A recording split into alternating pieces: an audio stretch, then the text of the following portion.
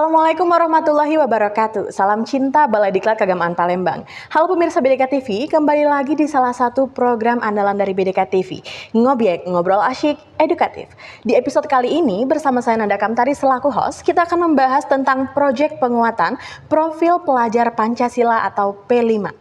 Nah pemirsa BDK TV, seperti yang kita sama-sama ketahui, saat ini Indonesia dan bahkan seluruh dunia sedang memasuki masa pemulihan dari wabah virus COVID-19.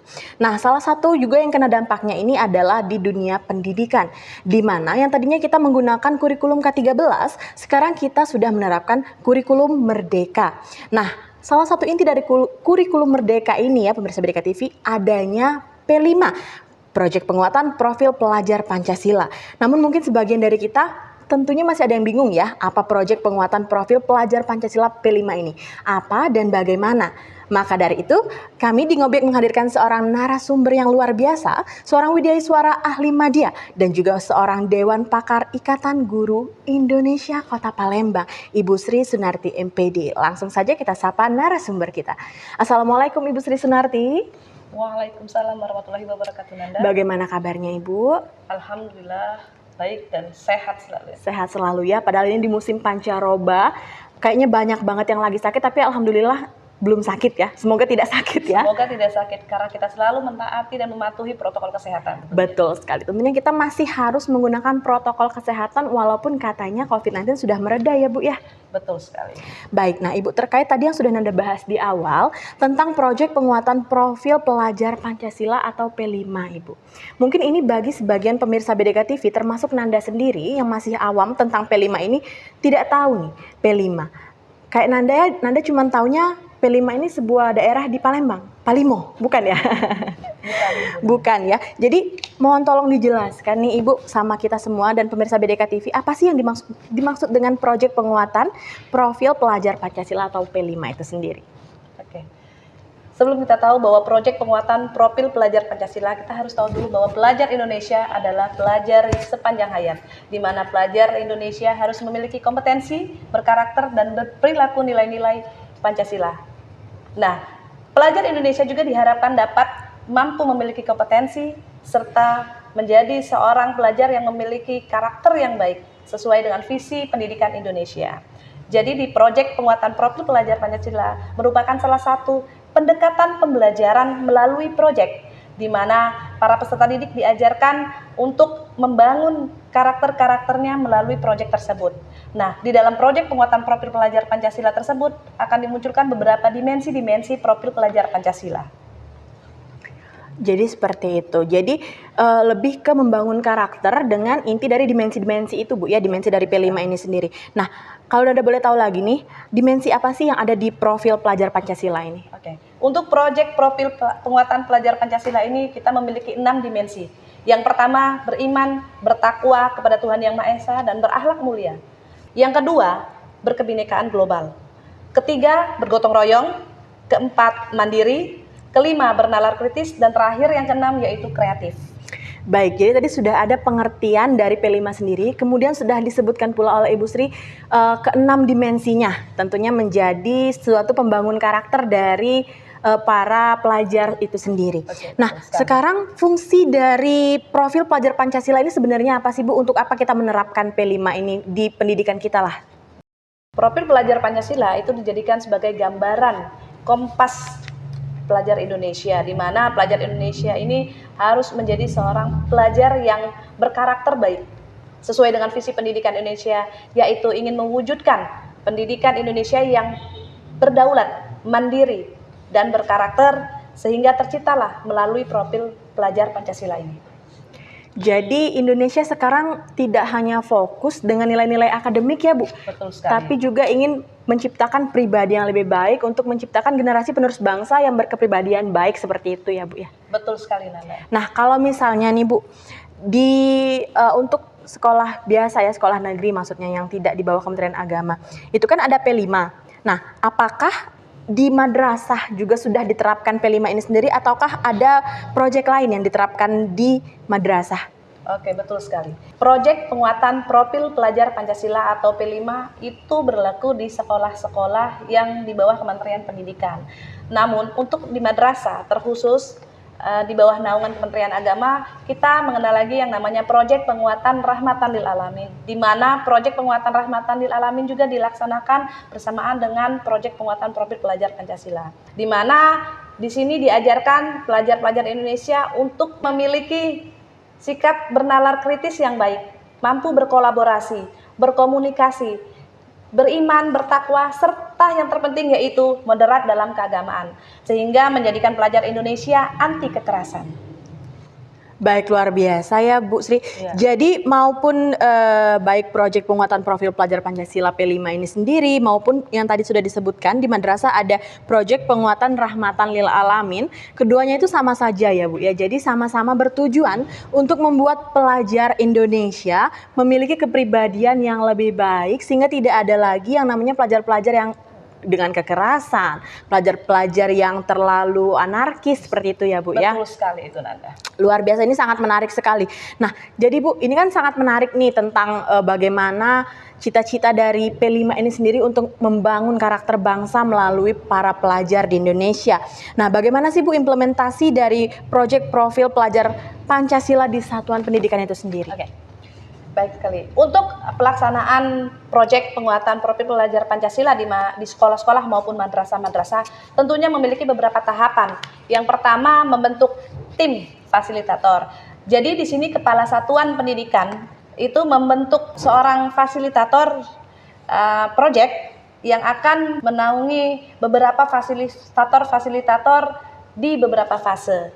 Kemudian fasilitator tersebut membentuk tim fasilitator di mana mereka akan terjun langsung kepada peserta didik untuk menjalankan kegiatan proyek ini. Yang kedua, menentukan tema, dimensi apa saja yang akan diterapkan dalam satu fase tersebut dalam satu tahunnya. Kemudian yang ketiga, menentukan tema dan alokasi waktu. Yang keempat, menyusun modul dari proyek tersebut. Dan terakhir adalah menyusun laporan proyek. Wah, berarti sudah tidak perlu kita sebagai guru nih, kita tidak perlu khawatir bagaimana ya menerapkan P5, bagaimana menerapkan proyek penguatan rahmatan lil alamin karena sudah ada fasilitatornya ya Bu ya. Betul. Berarti kita tidak perlu lagi kebingungan, tidak perlu was-was, tidak perlu takut dengan ini karena ini merupakan suatu hal baru yang menarik dan bagus sekali kan? Betul sekali. Luar biasa. Nah, kalau implementasi dalam pembelajarannya bagaimana Bu? Apakah ada kegiatan tersendiri? Apakah dia berdampingan dengan mata pelajaran lain? Ataukah dia memiliki alokasi waktu tersendiri nih dalam pembelajaran di sekolah-sekolah? Oke, memang proyek penguatan profil pelajar Pancasila ini sangat menarik. Proyek penguatan profil pelajar Pancasila dapat dilaksanakan dengan 3 cara. Yang pertama, terintegrasi dengan intrakurikuler atau mata pelajaran. Yang kedua, kokurikuler. Dan yang terakhir, terintegrasi dengan ekstrakurikuler atau pengembangan minat dan bakat. Nah, dalam pelaksanaan proyek penguatan profil pelajar Pancasila ini dalam pembelajaran, tentunya ada beberapa tahapan. Yang pertama, guru harus menyampaikan tujuan proyek tersebut. Yang kedua, guru pun harus menyampaikan dimensi apa saja yang akan dicapai dalam pelaksanaan proyek. Yang ketiga, menyampaikan topik dari pelaksanaan proyek tersebut. Nah, pada saat memulai kegiatan proyek tersebut, guru seharusnya memberikan atau menyampaikan pertanyaan-pertanyaan pemantik, yaitu pertanyaan di mana dapat menggali ketertarikan dan rasa ingin tahu peserta didik terhadap proyek yang akan dilaksanakan. Selanjutnya, guru juga dapat menyampaikan permasalahan autentik, yaitu permasalahan nyata yang dihadapi oleh para peserta didik dalam kehidupan nyata. Langkah selanjutnya, pengoptimalan pelaksanaan proyek penguatan profil pelajar Pancasila. Dapat dilakukan dengan berbagai cara. Yang pertama, melibatkan peserta didik dalam kegiatan proyek tersebut.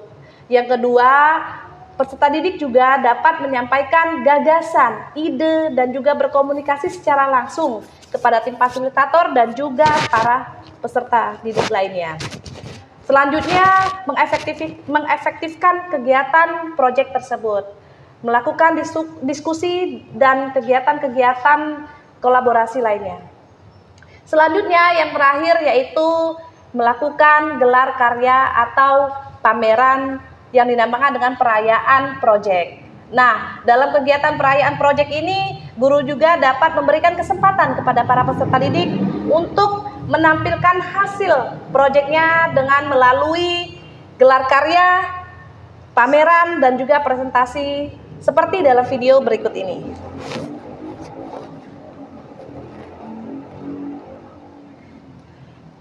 Nah, dalam video berikut ini kita dapat saksikan hasil karya proyek penguatan profil pelajar Pancasila dengan dimensi kearifan lokal dengan tema tarian-tarian adat yang ada di Indonesia. Wah, gimana nih? Asyik kan kalau belajar seperti ini? Bener banget Bu Sri, dari yang tadi Nanda udah lihat dan juga lihat di tayangan-tayangan ini luar biasa menarik sekali. Nanda yang bukan sebagai pelajar dan bukan guru pun sangat tertarik nih dengan penerapan P5 di pembelajaran kita di sekolah-sekolah. Tentunya juga ini sangat melatih dari kepercayaan diri murid-murid ya Bu ya? Betul sekali, sehingga nanti di sini peserta didik akan mampu berkarakter, berkompetensi, sehingga dia dapat berperilaku sesuai dengan nilai-nilai luhur Pancasila dan menghargai tradisi-tradisi yang ada di Indonesia tentunya. Tentunya juga mereka akan berani tampil dan juga tidak hanya mengandalkan nilai-nilai akademik yang mereka miliki, tapi juga memiliki soft skill berupa kepercayaan diri seperti yang tadi sudah Ibu jelaskan. Betul, itulah intinya dari proyek penguatan profil pelajar Pancasila.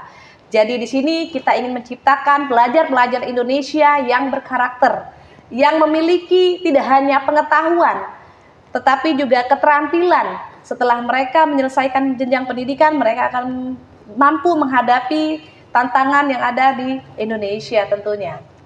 Luar biasa, pemirsa BDK TV, itu dia tadi berkenaan dengan apa dan bagaimana proyek penguatan profil pelajar Pancasila atau P5 di Indonesia yang sudah dijelaskan dengan sangat apik dan menarik sekali oleh narasumber kita Ibu Sri Sunarti MPD.